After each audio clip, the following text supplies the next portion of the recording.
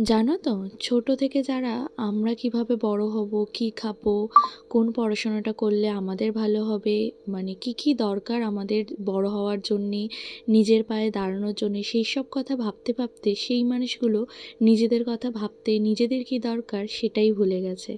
তো এখন নিজের পায়ে দাঁড়িয়েছি, নিজে রোজগার করতে শিখেছি, সেটাও একমাত্র বাবা মার চেষ্টার জন্যই আজকে এই জায়গায় আসতে পেরেছি।